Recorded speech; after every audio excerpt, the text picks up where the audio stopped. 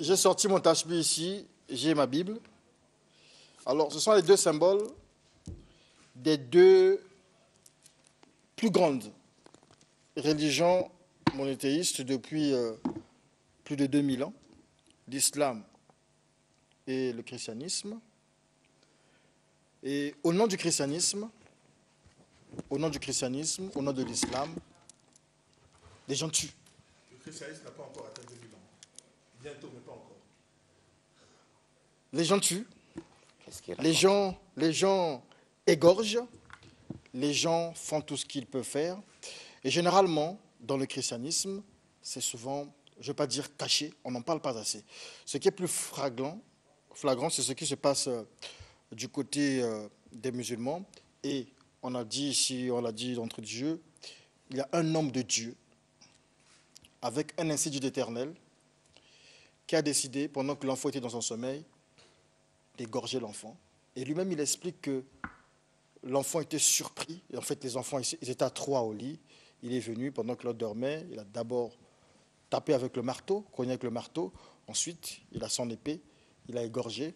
Parce qu'il explique que quand il était célibataire, il cherchait un enfant, il n'arrivait pas à voir. Et il avait demandé à Dieu.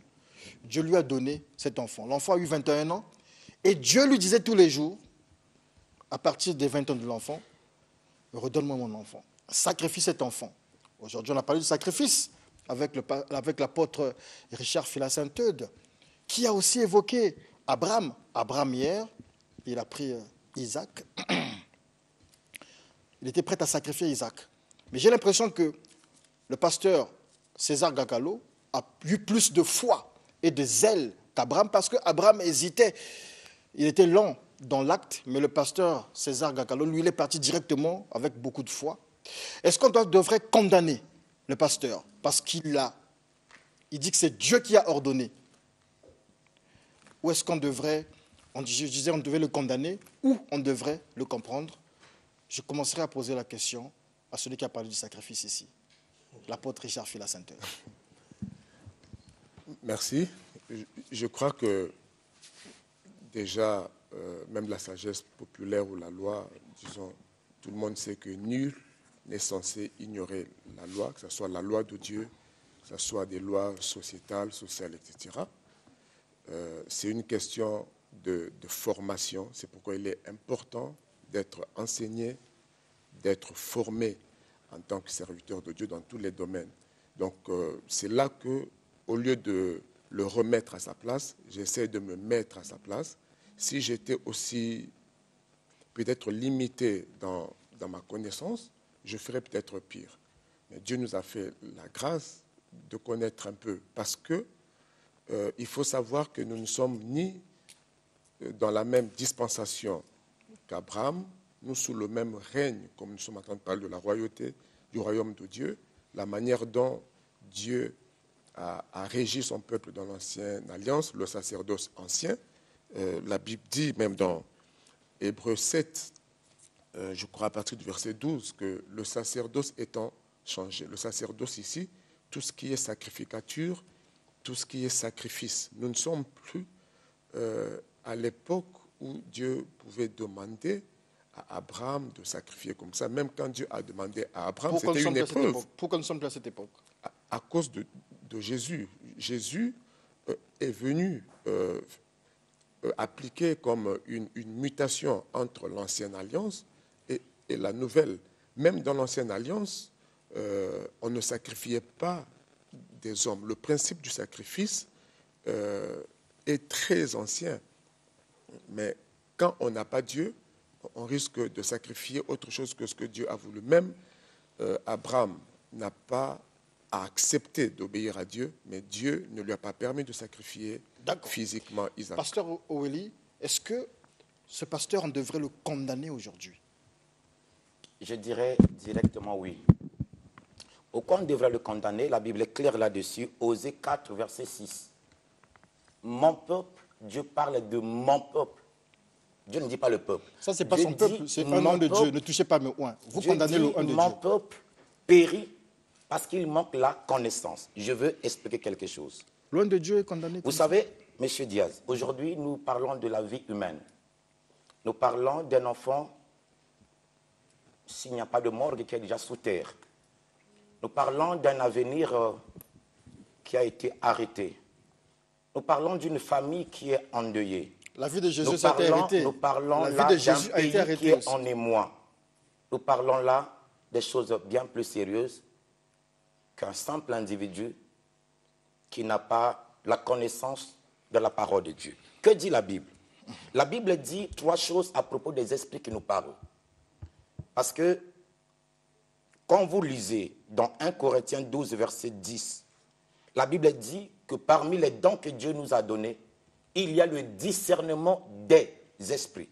Quand on parle de discernement des esprits, parce que simplement, il y en a beaucoup. Deuxièmement, la Bible parle dans 1 Thessaloniciens 5, verset 21. La Bible dit qu'examiner toutes les choses pour reprendre ce qui est bien. Qui doit Et examiner? lorsqu'on parle d'examen, Qui doit examiner, pardon? Qui doit l'homme examiner? de Dieu. L'homme de Dieu. Seulement l'homme le de peuple Dieu. Non, non, non. Mais lorsqu'il parle que Dieu lui a parlé, ça veut dire que c'est un esprit qui lui a parlé. Question. Non, une minute, permets que je termine. Permets que je suis. Non, Permets je que n'ai pas suis. de fil d'idée. Si vous venez, pasteur Pascal Aurélie, vous venez, vous me dites, monsieur Diaz, Dieu m'a dit ceci. Il faut, en fait, avec une recommandation de Dieu. Comment moi je fais pour dire que vous êtes dans le faux ou Vous pas? discernez. Comment Regardez, discerner? je parlais d'éprouver les esprits. 1 Jean 4, verset 1. Les choses lorsque... Dieu dit quoi d'ailleurs? Que le diable, Satan, se déguise en un ange de lumière. Donc il peut prendre l'apparence, je ne sais pas, d'un ange, d'un archange ou de quoi pour vous parler. Même Job, un esprit lui a parlé, ce n'était pas l'esprit de Dieu. C'est pour cette raison que ce pasteur qui a détruit la vie de son fils, Il est condamnable. il n'est pas condamnable, mais il est condamné. Et je parie bien par la grâce de Dieu, qui sont comme ça nombreux, ceux dans le peuple Question. qui suivent de tels hommes de Dieu, évidemment pour la chute et la perte de leurs âmes. Question. Le pasteur César Gakalo, il vient ici pour une convention à Brazzaville, il fait sa campagne d'évangélisation ici, et il vient là, à la place du pasteur Aurélie. Il tiendra le même langage que vous, il va condamner les faux pasteurs. Et c'est justement pour montrer le brouillamini, l'ombroglio qu'il y a dans les milieux chrétiens. Dissocier aujourd'hui l'ivraie du blé est compliqué. Parce que tous, vous venez dire que tel est faux. Et les faux viennent dire que tel est faux. Et les justes viennent... En fait, tout est mélangé. On ne peut pas. Parce que vous avez pris le peuple de Dieu, entre guillemets, en otage. Parce qu'on ne peut pas vous condamner. Lorsqu'on condamne, ne touchez pas mes oins. Mais aujourd'hui, le monsieur, il a fait ce que Dieu a demandé. Vous le condamnez. On évolue. Pasteur Ange Bienvenu à Luna, est-ce que... Vous avez parlé des œuvres tout à l'heure. Moi, j'ai fait attention à tout ce que vous avez dit. Est-ce que le pasteur César Gakalo, s'il s'est trompé, à entendre le pasteur Pascal Aurélie, et s'il reconnaît, il avoue son péché, il fait des bonnes œuvres, il revient sur le droit chemin, est-ce qu'il peut être sauvé? Parce que là, on l'a condamné, il est bloqué. Merci, M. Diaz. Je crois que le problème est d'abord, est-ce que c'est un pasteur? Il est véritablement pasteur. Justement, écoutez, M. Diaz. Ok. Est-ce qu'il est pasteur? Point d'interrogation. Il est pasteur comme vous. Non, mais écoute ce que nous dit Ésaïe 4, verset 1, parce qu'on doit répondre par des versets. Alors, la Bible dit, 7 femmes saisiront en ce jour un seul homme et diront, nous mangeons notre pain, nous nous vêtirons de nos habits, fais-nous seulement porter ton nom, on lève notre propre. Donc, beaucoup viendront. Oui, nous avons tout, mais nous voulons, on veut opérer seulement sous votre nom. Accordez-nous votre nom. Je vous le concède. Ok. La question que je vous pose, est-ce Justement. qu'on peut le pardonner, lui? Il mérite le pardon? Parce qu'on l'a bloqué là, il est condamné, c'est l'enfer. Est-ce qu'on peut pardonner ce monsieur-là? Oui. Non, vous avez dit qu'il est condamné. Ne changez pas d'avis. Est-ce qu'on peut pardonner ce pasteur-là? Le pardon, c'est l'intéressé lui-même. Est-ce qu'il peut être sauvé? Oui. Oui. S'il prend la décision de se repentir, s'il reconnaît son mal, il demande pardon à Dieu, il demande pardon à la famille à qui? et il a commis. Facilement comme ça. Mais écoutez, vous dites facilement. Mais on vient de nous aborder ça. Oui. Dieu pardonne On à l'a celui dit ici. qui... Le pasteur a dit qu'il a ôté la vie. Non. Comment facilement comme ça on le Écoute, pardonne? la Bible est que Dieu pardonne à celui qui avoue et y renonce. Amen. Donc, le pardon a 2 colonnes. Donc, on avoue ce qu'on a fait et on renonce. Et le ciel... Mais lui, tient mordicus. Il continue à dire. Il est serein. Le monsieur dit, je ne suis pour rien. C'est Dieu. J'ai écouté encore un témoignage de ce monsieur. Il dit, il était dans la maison, il a vu le soleil venir. Le soleil entrer en nuit. Mais le soleil, quand on parle du soleil... Paul a vu ces choses-là aussi. Mais oui, pourquoi lui, quand tu vois... Non, ne confondez pas les choses. Le diable se déguise en ange de lumière. Le diable parle. Bon, le peuple me dit que les pasteurs entrent parler. Je donne la parole à Wameng Agusso. Allez-y, on va. Bon, le gouvernement peut commencer si vous voulez. Oui, je préfère que le gouvernement. Allez-y, monsieur Jeffrey Bassunga. Merci beaucoup, Ed Servidias. Nous avons écouté les pasteurs et nous sommes sur une question très sensible parce qu'il y a des familles qui sont en pleurs et cela appelle aussi notre responsabilité dans ce que nous disons pour que nous ne soyons pas légers parce qu'il y a mort d'homme et c'est regrettable, c'est regrettable. Mais vous savez que tout le monde peut parler au nom de Dieu, tout le monde. C'est Dieu qui a voulu ça, c'est Dieu qui a fait ça, ainsi de suite. Mais quand nous faisons un effort, on va toujours poser la question, mais de quel Dieu parlez-vous? À ce moment-là, il y a une ligne de démarcation. De quel Dieu parlez-vous? Et malheureusement, je crois que la question ne lui a pas été posée. Lui, il a vu seulement la lumière, d'après ce que j'ai entendu, et il a agi. Je suis tout à fait d'accord que beaucoup d'esprits impurs se déguisent en anges de lumière pour tromper les hommes de Dieu, parce que c'est eux qui sont à l'avant-garde. Il y a un combat entre le ténèbre et la lumière. Vous voyez? Donc, même quand les hommes de Dieu parlent, ils courent toujours le risque d'être rattrapés dans leurs paroles. Et pour essayer de contrecarrer cela, les hommes de Dieu devraient aussi faire un effort de vivre toujours dans la pureté. Parce que heureux le cœur pur, car ils verront Dieu. Voyez? Donc les enfants sont en train de dormir et lui il pense que c'est son Dieu qui lui a fait venir cet enfant-là au monde. Voyez? Je reviens encore sur la même question. De quel Dieu s'agit-il? Petite précision, M. Jeffrey Basungama. Oui. Le pasteur lui-même déjà, dans ces pays là-bas, donc dans ces quartiers là-bas à Bétou, il est considéré comme Jésus. C'est aussi ça le mal du christianisme, parce que pour lui, oui, il faut le dire. Dieu est venu en lui. Mais ce n'est pas le seul dans ce pays. Ce n'est pas le seul sur les deux rives du fleuve Congo. Beaucoup de gens comme ça se prennent pour des Jésus, pour Dieu. Et il faut reformer le christianisme, on le dit tous les jours. Ben, on va écouter quand même l'avis de M. Jeffrey Maître Tiburce. Par des esprits errants pour poser de tels actes, ce n'est pas Dieu en fait de compte qu'il a parlé. L'homme écoute des voix, mais c'est ça qu'on appelle la télépathie, non?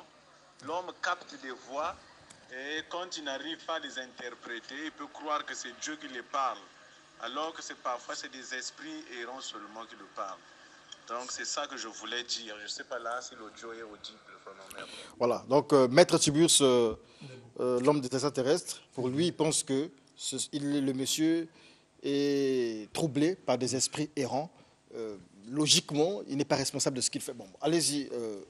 Bon, mais moi, je voudrais d'abord commencer par m'incliner devant la mémoire de ce pauvre enfant de 21 ans, qui demain aurait pu être un ingénieur, un médecin, un commerçant, un grand serviteur du continent africain. Et je regrette surtout qu'il ne soit ni le premier ni le dernier à être victime de ces deux religions qui polluent le monde depuis qu'elles ont été créées par les humains. Je cite le christianisme en premier et je cite en second l'islam. Demain on en aura, après-demain on en aura. Et malheureusement, les autorités qui ont la charge de ces questions ferment les yeux. On se demande bien pourquoi. Tous les jours, nous sommes victimes de ce genre de choses. On ne peut plus faire une sieste parce qu'on crie à côté. On ne peut pas dormir à 2 heures du matin parce qu'on crie à côté. Et parfois, on arrive au sacrifice suprême, comme c'est le cas. Je voulais aborder la question d'Abraham, mais je suis content que vous l'ayez déjà fait. Vous avez déblayé le terrain. Et je vais dire une chose qui va encore faire que j'aurai beaucoup plus d'ennemis aujourd'hui. Mais comme j'ai pour habitude d'assumer mes propos, je vais aller jusqu'au bout.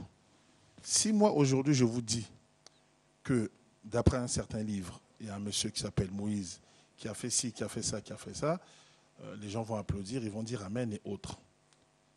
Il y a un chercheur, et je vous demande à tous d'aller vérifier, il y a un chercheur d'une université, d'une grande université à Jérusalem, donc lui-même est un Israélien, le professeur Benny Shannon, qui a émis une hypothèse de travail qui est très intéressante. Depuis que je l'ai lu, ça me conforte effectivement dans mes convictions. Lui, il est persuadé que Moïse avait consommé des substances hallucinogènes avant de faire tout ce qu'il a eu à faire et avant de dire tout ce qu'il a eu à dire.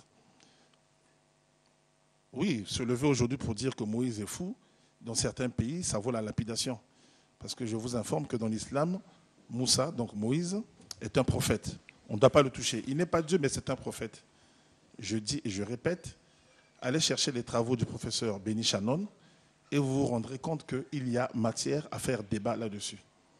À l'époque où les faits se seraient déroulés concernant Moïse, il était courant de consommer collectivement des substances hallucinogènes. Et moi, je pense que nous en sommes là. C'est une hypothèse. Ce monsieur César Gakalo, peut-être qu'il en a consommé comme Moïse et peut-être également comme Abraham. Depuis que je fais les débats, je pose toujours la même question.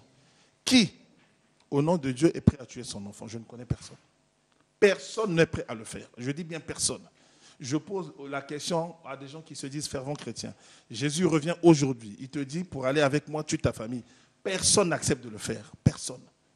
Mais comment peut-on, des centaines, plus de 1000 ans après, penser qu'il a existé quelqu'un qui était prêt, dit-on, à sacrifier son enfant, et on en fait même une fête pluriséculaire? En réalité, cette histoire d'Abraham, c'est une... Mais ça n'a jamais existé, en fait. On est dans le mythe le plus absolu.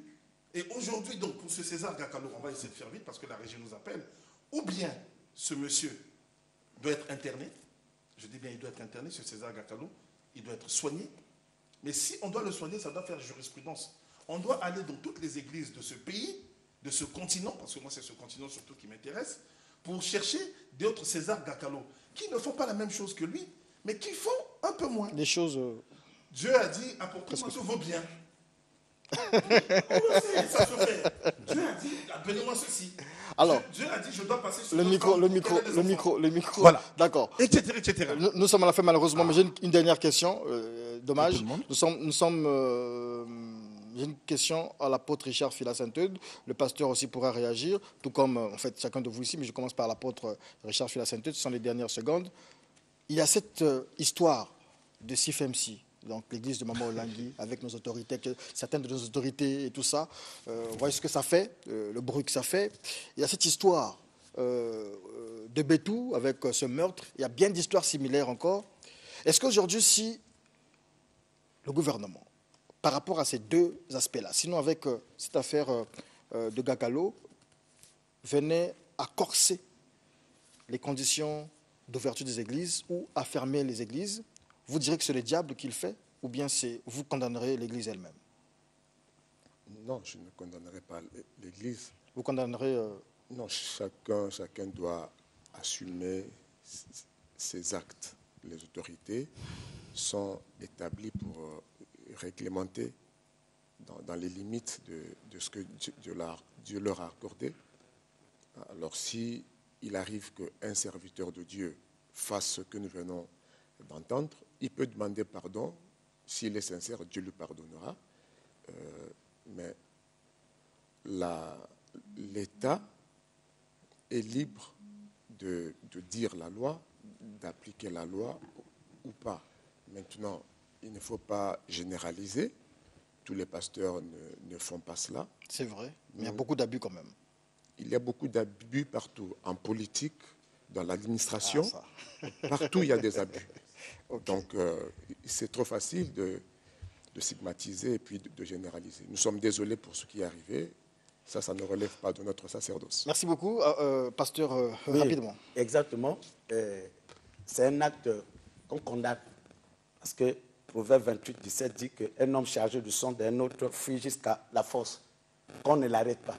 Le sang est sacré. Alors, j'aimerais que, si Dieu le veut, on doit revenir sur ça.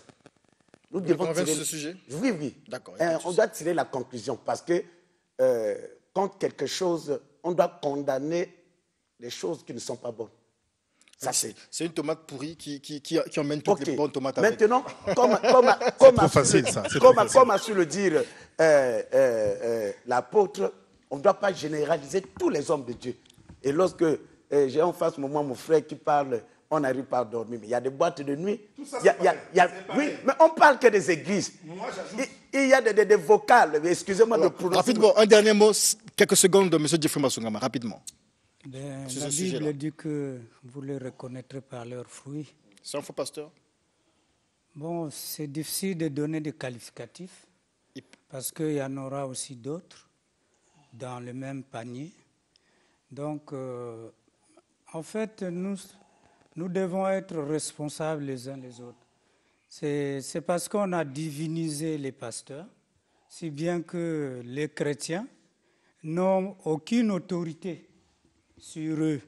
Et ils laissent passer des choses qu'on ne devrait pas laisser passer. Même si l'État peut intervenir, mais les citoyens sont responsables de leur vie. Le fameux peuple de Dieu. Rapidement, c'est la fin. Oui. J'aime Marley Obambi depuis Paris. A eu la même réaction concernant le tramadol. Le tramadol. Il n'y a pas de souci. Pardon, Exode 12. Alors tu remettras au Seigneur tout premier-né de le micro. Pardon, alors, Exode 12. Alors tu remettras au Seigneur tout premier-né de sexe masculin et tout premier-né mâle du bétail appartiennent au Seigneur. Le premier-né des ânes, tu leur... etc. C'est ce que ce monsieur a fait. Merci beaucoup. Il a remis son premier-né au Seigneur. Le souhait du pasteur Ange Benvenula, c'est de revenir sur ce sujet. On verra bien dans quelle mesure. Mais on vous rappelle que notre thème sur l'Église et la sexualité, donc le mariage, a été mis à part, en fait ramené pour le dimanche prochain. Donc à cause de ce sujet-là, nous reviendrons peut-être sur les deux sujets. On verra bien comment occuper les 2h15 que nous avons. On vous dit merci. Studio 210 continue avec le temps du réveil. Temps du réveil avec Walid Ahmad pour nous parler toujours du Coran qui est la véritable révélation de Dieu.